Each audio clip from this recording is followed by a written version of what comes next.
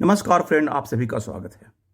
Friends, union bank of India management in the wake of their following order dated 18th November rejecting the representation made in terms of orders passed by Honorable High Court, Kerala High Court in case of Mr. Ravindran।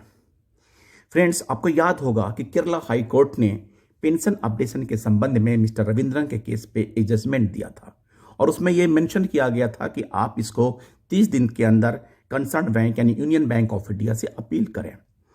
In the matter of implementation of order dated 16 August 22 of honourable high court of Kerala, writ petition number Shri M.K. Ravindran versus union bank of India and others.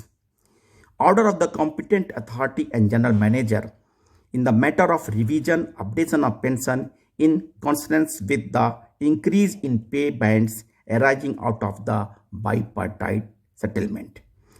Friends, इसका जो order है वो 6 page का है। उसका मैं link दूंगा, उस लिंक से आप पूरा का पूरा ऑर्डर कर सकते हैं।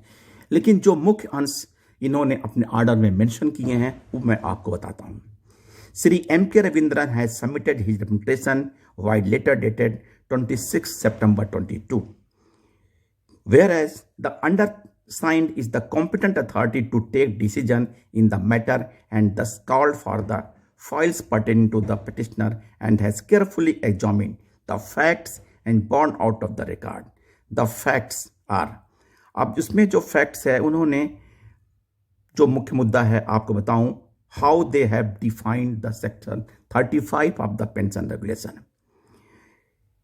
To arrive at a decision, I have gone through the relevant portion of the Union Bank of India Employees Pension Regulation 1995 and settlement entered into between the management on the banks represented by the IVA and representative of Workmen Union and the Officers Association, and for clarity, the relevant regulation and bipartite settlement is being quoted as Regulation 35(1) of Union Bank of India Employees Pension Regulation reads as under.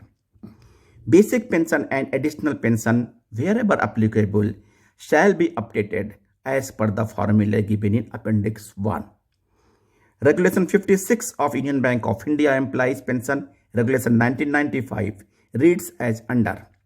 In case of doubt in the matter of application of these regulations, regard may be had to the corresponding provisions of Central Civil Service Rules 1972 or Central Civil Services Commutation of Pension Rules 1981, applicable for central government employees, with such exceptions and modifications as the bank, with the previous sanction of the central government, may from time to time determine.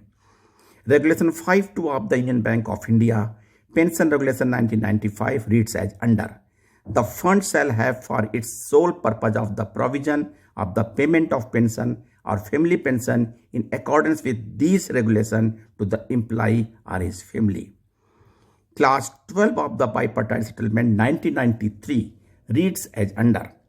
Provisions will be made by a scheme to be negotiated and settled between the parties of the settlement by 31st December 1993 for applicability, qualifying service, amount of pension, payment of pension, commutation of pension, family pension, updating and other general condition, etc. on the line as are in the force in Reserve Bank of India.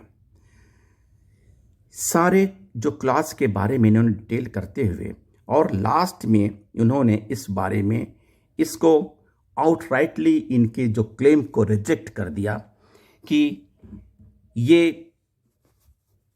इस order में सारे clause को coat करते हुए last में जो लिखा हुआ है वह इन view of the above the representation of Shri M.K. Ravindran is rejected and he is not eligible for revision of pension and subsequent arrears and updated pensions.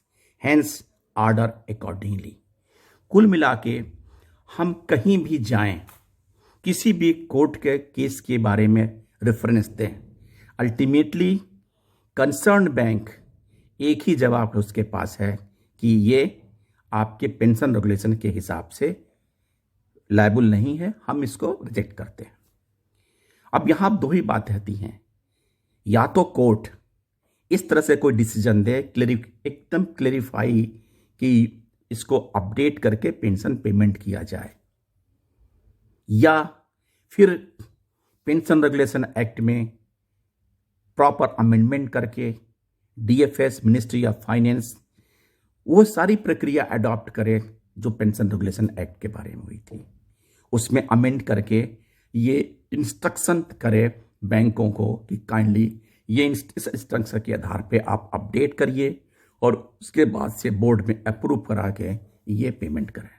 और ये तब होगा जब डीएफएस चाहेगी, जब आईबीए यूएफबीयू चाहेंगे। थैंक यू फ्रेंड्स, नमस्कार।